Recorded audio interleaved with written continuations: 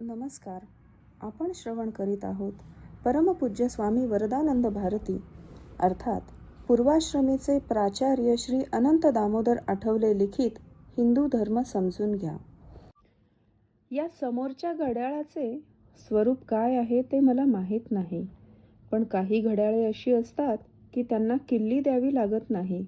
हातावर बांधलेली असली की हाताच्या हालचालीने त्यांची स्प्रिंग गुंडाळली जाते आणि घड्याळ चालते. आता हे घड्याळ आपोआप चालते असे जर कुणी म्हणाले तर या घड्याळाचा कारखाना नाही, याचा कुणी निर्माता नाही असे आपण मनात आणत नाही. तसे निसर्गालाही वरचेवर किल्ली द्यावी लागत नाही. परमेश्वराने एकदा केव्हा जे नियम घालून ठेवले आहेत त्याप्रमाणे सर्व चालू आहे. आता पाऊस पाडा असे मेघांना मोर्चा काढून सांगावे लागत नाही. ते आपल्या राज्यकर्त्यांकरिता राखून ठेवले आहे. ऐन दुष्काळी परिस्थितीत पाण्यासाठी आरडाओरडा करूनही दुष्काळ संपून पावसाळा सुरू झाला की मग पाण्याच्या योजना कार्यवाहीत येतात. निसर्गात असे होत नाही. याचे काही महत्त्व आपल्याला मानलेच पाहिजे.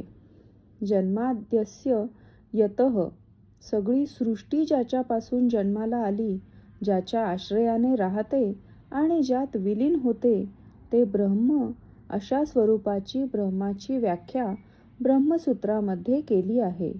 म्हणून ईश्वर आहे आणि तोच या सृष्टीचा निर्माता आहे हे मान्य करण्यावाचून गतीच नाही.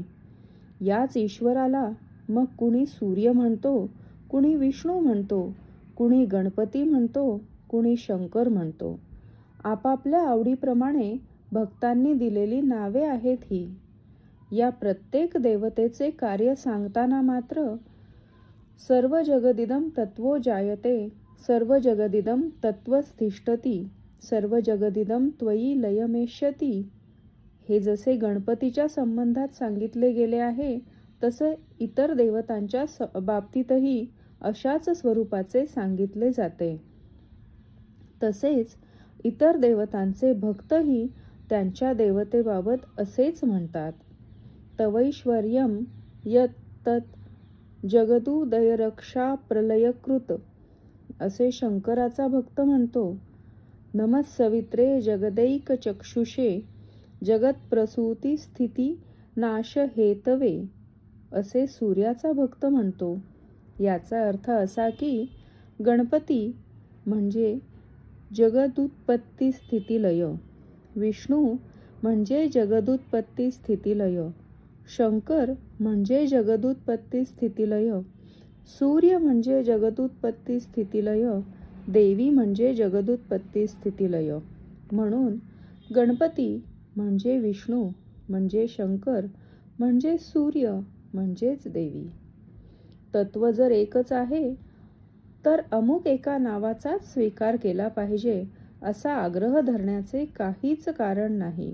शरीराला कार्बोहायड्रेट आणि प्रोटीन्सची गरज आहे, मग ते तुम्ही कोणत्या स्वरूपामध्ये घेता यात वाद असण्याचे कारणच नाही. ज्याची जशी रुची असेल तसे तो स्वीकारील. इडली डोसा घ्या, भाकरी पिठले घ्या की तंदुरी रोटी आणि डाळ घ्या, शरीराचे पोषण हे कर्बोजे, नत्रयुक्त जीवनसत्व, स्निग्ध द्रव्ये यांनीच होणार. त्याचा पदार्थ कोणता आहे याला महत्त्व नाही. प्राचीन काळापासून आपल्या देशात आहाराची विभागणी समतोलपणाने केली गेली आहे. त्या काळी विज्ञान प्रगत नव्हते. आज विज्ञानाने प्रदूषण तेवढे वाढविले आहे आणि गुन्हेगाराची सोय केली आहे. जेव्हा दरोडेखोर एखादी लाठी, खंजीर, भाला घेऊन येत असे त्यावेळी घरातच असलेल्या काठी लाठीनिशी त्याच्या प्रतिकाराला उभे राहता येत होते. आज तो AK-47 घेऊनच येतो, मग काय प्रतिकार करणार? आमचे मंत्री म्हणतात समाजाने जागृत राहून आतंकवाद्याचा प्रतिकार केला पाहिजे. खुर्चीवर बसून नुसते सांगायला काय जाते? विज्ञानाने काय केले त्या संदर्भात मी हे सांगतो आहे.